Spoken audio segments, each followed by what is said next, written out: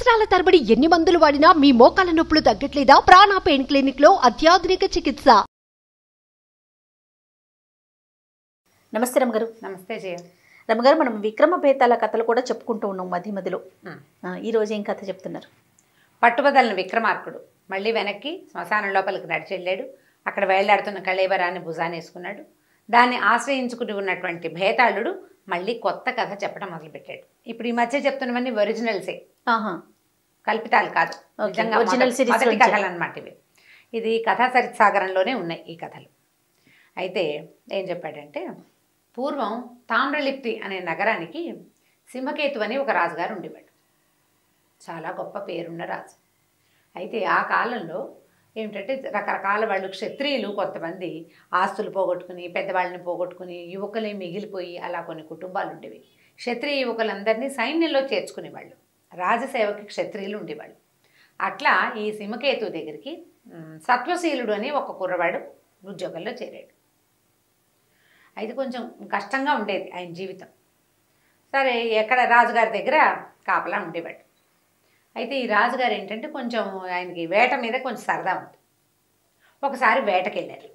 వేటకెళ్తే ఇప్పుడు వీళ్ళు ఏంటంటే గుర్రం మీద రాజు వెళ్తే కొంతమంది సైనికులు ఆయన వెనకాల వెళ్తారు. నడిచి పరిగెత్తి వెళ్ళే వాళ్ళు ఉంటారు. అవును, గుర్రంతో పాటు వెనకాల పరిగెట్టుకుంటూ వెళ్తారు. వాళ్ళకి అట్లాంటి ప్రాక్టీస్లు ఉంటాయన్నమాట. ఈ మన సత్వశీలుడు కార్పటికుడు అంటారు ఆ క్యారెక్టర్ని. ఆ కార్పటికుడుగా ఈయన వెనకాల పడి తిరుగుతుండేవాడు. రాజు ఎక్కడికి వెళ్తే అక్కడికి వెళ్ళటం, వాకిట్లో కాపలా ఉండటం. అయితే ఏమైంది, ఈ అడవిలోకి వెళ్తే ఒక పంది కనిపించింది వాళ్ళకి, పెద్దది అడవి పంది. దాన్ని తరుముతూ రాజు పరిగెత్తుకుంటూ వెళ్ళాడు. ఆ వెళ్ళటంలో ఏమైందంటే కొంచెం పక్కకి తప్పిపోయాడు అనమాట. తప్పిపోతే మిగిలిన జనం అంతా వెనకబడిపోయారు. కానీ రాజు ఎక్కడుంటే అక్కడుండే అలవాటైన సత్వశీలుడు మాత్రం వెనకాల బయలుదేరాడు, పరిగెత్తాడు. రాజు ఎక్కడికో చేరాడు. తీరా అప్పుడు చూసుకున్నాడు, ఆ పంది ఏమో తప్పిపోయింది. ఇదేమిటి, నేను ఎక్కడికో వెళ్ళాను అసలు. వాళ్ళు ఏం చేశారంటే పటం తెప్పించుకునేవాళ్ళు. ముందే అడవి తాలూకు మొత్తం ఆనుపానులన్నీ తెలుసుకునేవాళ్ళు. తమకి తెలిసిన ఏ గుర్తులు ఇక్కడ లేవు. అప్పుడు అటు ఇటు చూస్తే తన వెనకాల పరిగెత్తుకొస్తున్నటువంటి సత్వశీలుడు కనపడ్డాడు.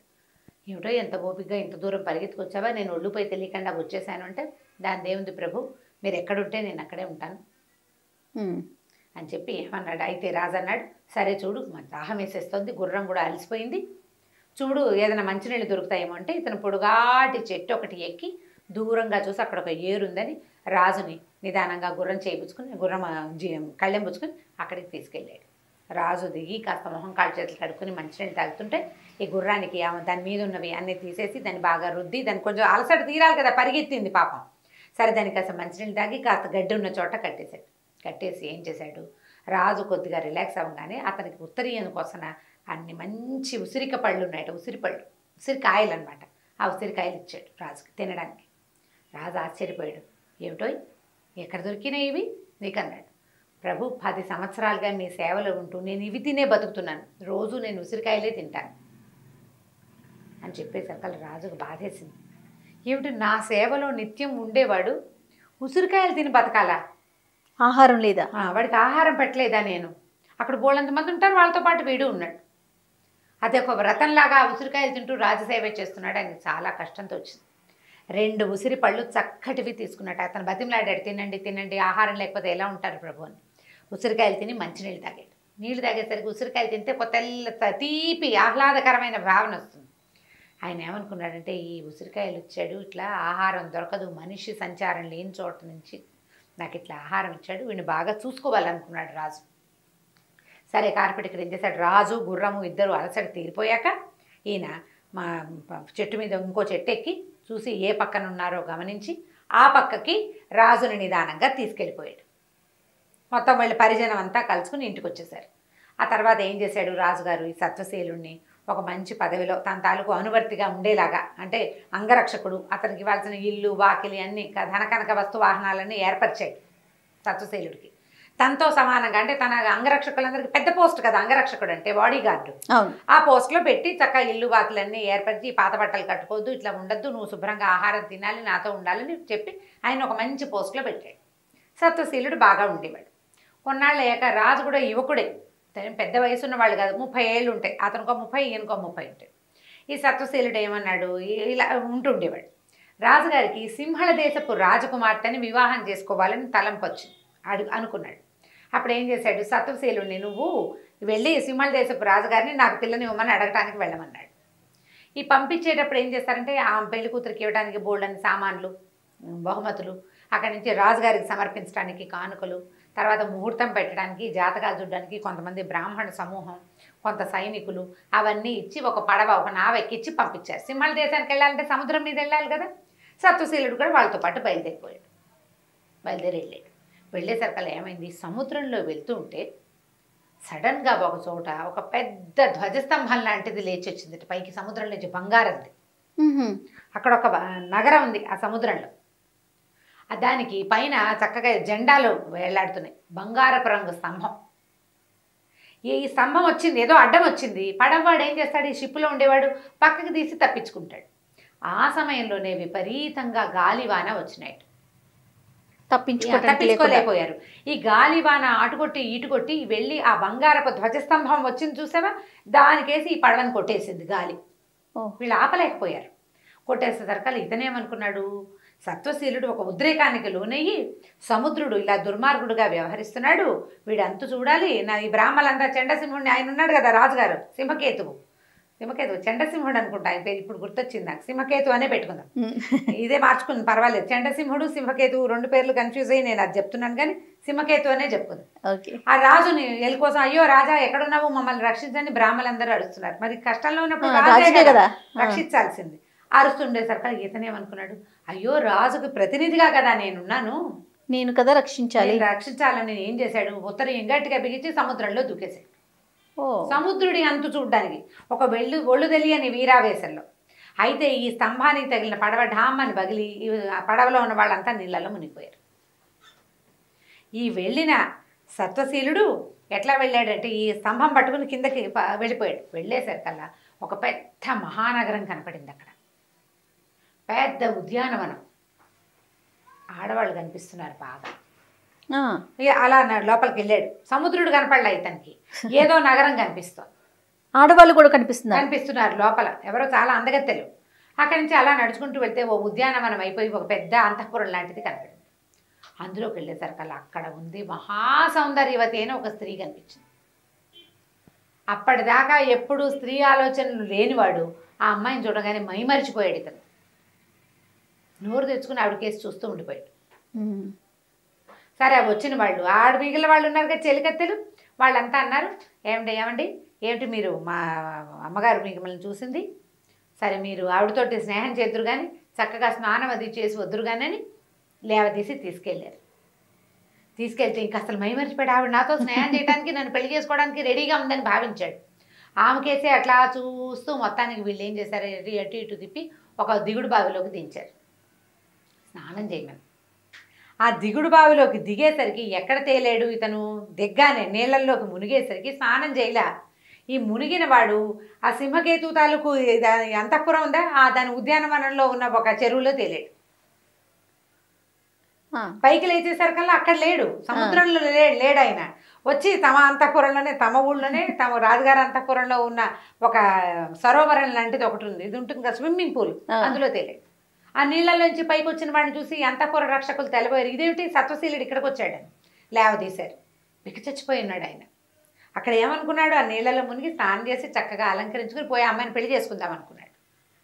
ఈ లోపల రాజుగారిని పిలుచుకొచ్చారు. రాజుగారు హుటాహుట్టిన వచ్చాడు. సత్వశీలుడు అంటే ఆయనకు చాలా ఇష్టం కదా. ఏమిటో నాయన ఇలా అయ్యావు, ఏం జరిగింది అంటే అప్పుడు నేను దుఃఖపడుతూ, నేను ఇప్పటిదాకా ఎప్పుడు ఇలాంటి ఆలోచన రాలేదు, అక్కడ ఇట్లా జరిగింది, నేను ఆ సముద్రంలోకి దిగాను, అక్కడ ఒక మహాసౌందర్యత కనపడింది, ఆమె మీద నాకు మనసైంది, ఆమెను పెళ్లి చేసుకుందాం అనుకున్నాను, వాళ్ళు ఏం చేశారు, నన్ను మోసం చేసి ఆ నీళ్ళలో ముంచారు, నేను ఇక్కడికి వచ్చానండి అన్నాడు. అనేసరికి రాజు అనుకున్నాడు, అదేమిటి, సింహళ దేశాన్ని పక్కకు పెట్టు, నువ్వెవరిని వలచావో ఆ అమ్మాయిని నీకు ఇచ్చి పెళ్లి చేయాలి నేను, అంతే, ఇక రెండో ఆలోచన లేదు, పద వెళ్దామని మళ్ళీ కాస్త తేరుకోగానే పడవెక్కించి బయలుదేరిసాడు. వీళ్ళు ఎక్కడికి వెళ్ళినప్పుడు వాళ్ళకి అది ధ్వజస్తంభం కనపడిందో అక్కడికి వెళ్ళారు. ధ్వజస్తంభం కనపడంగానే సత్వశీలుడు రాజు ఇద్దరు దూకేశారు సముద్రంలోకి. ఇద్దరు దూకేశారు కదా. సత్వశీలుడు ఏమిటి, ఒక రాజు దగ్గర పనిచేసేవాడు, పుటకకి క్షత్రియుడే కానీ రాచరికం లేదు. బెబ్బేలెత్తిపోయాడు అతని జనాన్ని చూసి. హుందాగా ప్రవర్తించడం రాలా అతనికి. రాజు సింహకేతు గొప్ప రాజు, చాలా పెద్ద సామ్రాజ్యం ఉంది. ఇంకొక రాజకుమార్తెని పెళ్లి చేసుకోవడం కోసం కొన్ని వేల కోట్ల కానుకలు ఇచ్చి పంపగలిగేంత సత్తా ఉన్నవాడు. ఆయనవి పద్ధతులు వేరేగా ఉంటాయి కదా జనరల్. అంతేగా, అది హ్యాండిల్ చేసేవాడి విధానం వేరే ఉంటుంది. ఈ నీళ్ళలోకి దిగేసరికల్లా ఇది కనపడింది, సామ్రాజ్యం లాగా ఉంది, ఏదో కోట, ఒక ఇది, చాలామంది ఆడవాళ్ళు గీడవాళ్ళు అంతా కనపడ్డారు. ఈ మెతగ్గా సామాన్యంగా నడిచేస్తున్న సత్వశీలుడితో పాటు మంచి గంభీరంగా నడుస్తున్న రాజుగారు కూడా కనపడ్డాడు.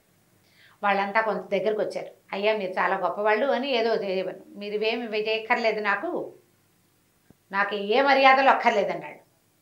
సరే, అక్కడి నుంచి ఆ అమ్మాయి కూడా కనపడింది. ఏ అమ్మాయినైతే ఇతను చూశాడు ఆ అమ్మాయి, మిమ్మల్ని మీరు చాలా ఈయన తాలూకు పద్ధతి చూస్తేనే ఆవిడకి తెలిసిపోయింది ఇతను రాజు అనే సంగతి తెలుస్తోంది. ఆయన్ని గౌరవించడానికి ఆవిడే ముందుకొచ్చింది. ఏ గౌరవాన్ని అతను తీసుకోవాలి. మీకు వ్యక్తుల్ని గౌరవించడం రాదు, మీరిచ్చే గౌరవం నాకు అక్కర్లేదు. మావాడు మనసు పోగొట్టుకున్నాడు ఇక్కడ, అది ఎక్కడుందో వెతకడానికి వచ్చాను నేను అన్నాడు.